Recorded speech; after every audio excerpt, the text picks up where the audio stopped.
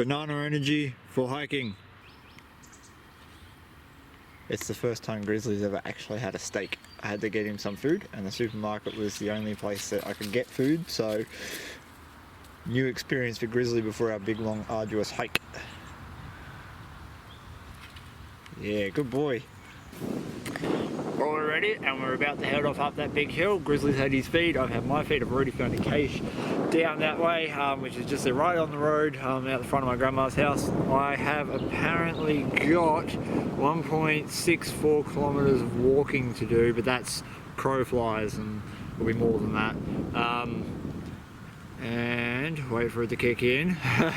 There we go. So we're off to Star Reef mine and we're going to see if we can find a really good campsite, and then we're going to set everything up and go find some caches. There's 2 up there and I really hope that I can find them. So let's go. I'll tell you what, Bingley, you're sending me on a hunter's dream hike with the size of these footprints. They are everywhere. And they're huge. Well, we've been going, me and Grizzboy have been going for a little while now, and we're climbing up a very steep rise. If you ever look at if you get a chance to look on Google Maps, look up the Murmungy range and you'll see just how steep the terrain drops off. And we're walking up one of those hills. We're not far from it, we're only like 550 meters from the GZ, but it's so steep that like 20 meters equals like 3. It's taking some time. I'm more concerned, 2 factors. Water a little bit, because I need to be able to fill this to get water. There is water on the ground. I will be able to find some. I might just have to walk a bit. The other thing that's really kind of worrying me is finding flat ground to pitch my tent. Ideally I would have had my hammock with me, but that's still on order and I'm waiting for that to rock in, so no hammock. So I am now 324 meters above sea level, and we started at less than 100, I believe. So we've climbed a long way. As you can see in the background, we're getting higher and higher, but we're about to dip back down into a valley. So the cache or the GZ is 320 meters that way, which is back into the bush. We're just on a 4-wheel drive track from hell here. Like this is the camera level, and you can see how steep it just drops off. Now we're just going to make it to the GZ and find a camp spot and some water. Alright.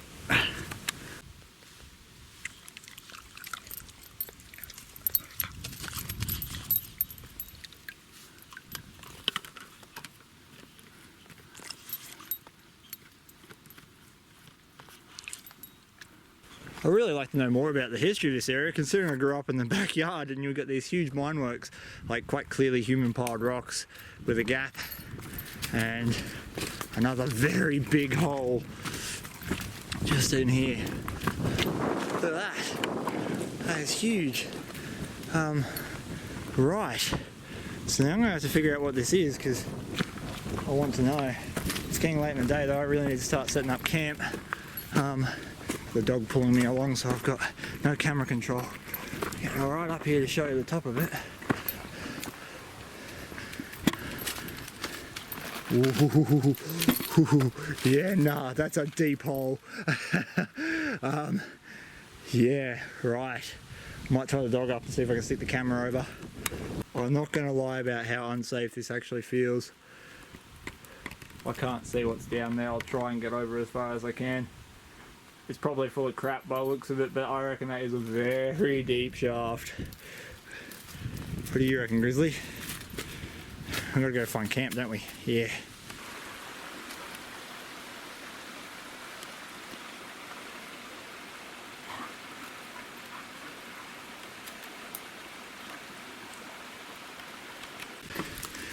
Check these things out. I have no idea what these are. They're pretty big again, comparatively to the boot. And they're iron, like heavy as.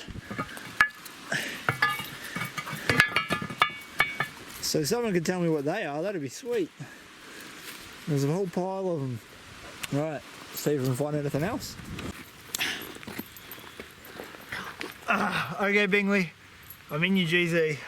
The GPS, which I always leave in the inconvenient spot.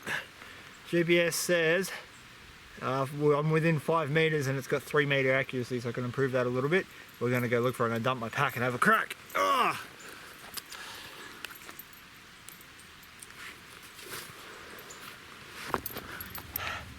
Not that anyone's going to believe me how quickly I actually found that, but it literally about 10 seconds after I turned the camera off.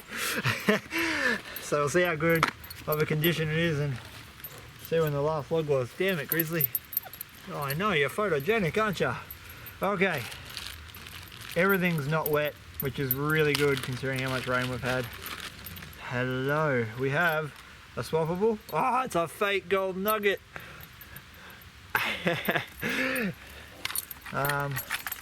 Ooh, coins. Harawang found this cache 2nd of the 1st, 2012 at 9:15 AM. Bam.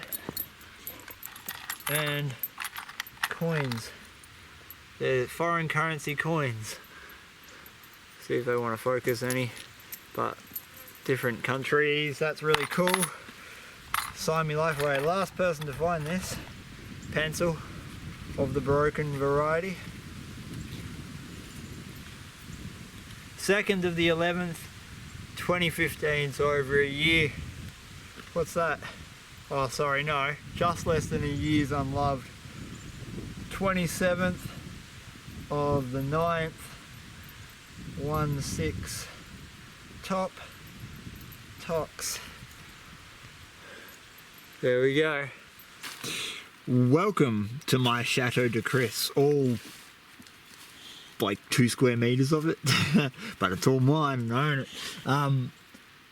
I've got to get everything set up. It's getting darker. I'm running out of time because I'm procrastinating and whatnot. It is 20 past 5 and it gets dark about 6:30, so I got an hour to get as much done as possible, including get a fire going. Alright. It is now most definitely chill out time. Got a big pile of firewood. Most of it up here is red box, so lasts a while. I'm trying to learn to light fires without using paper or kindling or anything man-made other than my lighter. Haven't got to the flint stage yet. So I'm just sort of experimenting. I've built up actually, this is all kindling suspended on 2 rocks, and there's a gap of air and then another layer of sticks over a hole, a small hole, for airflow and whatnot. And I'm just going to try this. Last fire I lit, I used dry grass, so I'm going to try exactly the same thing this time. And fingers crossed, she goes up like a dream.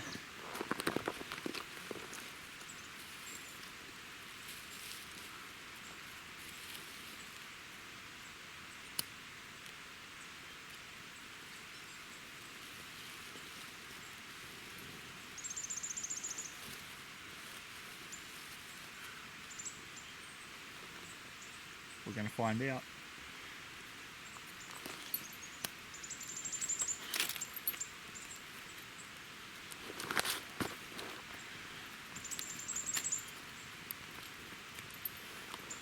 Well, the kindling's alight, all the little stuff. I got big sticks straight on top of that, so I'm really hoping that takes.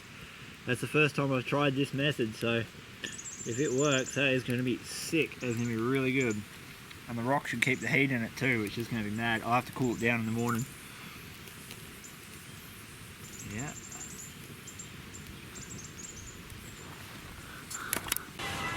Well, it's going to be a very interesting night. I'm in the tent finally. I had to kill my fire because it got so windy that we just had embers going everywhere. So I killed the fire. Now I'm just in the tent reading, doing Kindle. So in the tent reading with Grizzly, as you can hear and maybe see, it is really windy. It is really windy. There is a big storm coming through. So we'll see how it goes. It'll be the most extreme weather my tent's ever had. I've already got my rain jacket out and stuff. The worst case scenario for me, if water starts coming in the tent and stuff, is just to get all my stuff into my bag and then and then just wait it out until I can get up and pack up safely in the morning and then head out. So we'll see what happens, and fingers crossed that I'll get a couple hours sleep, and then we'll just, you know, meander on out.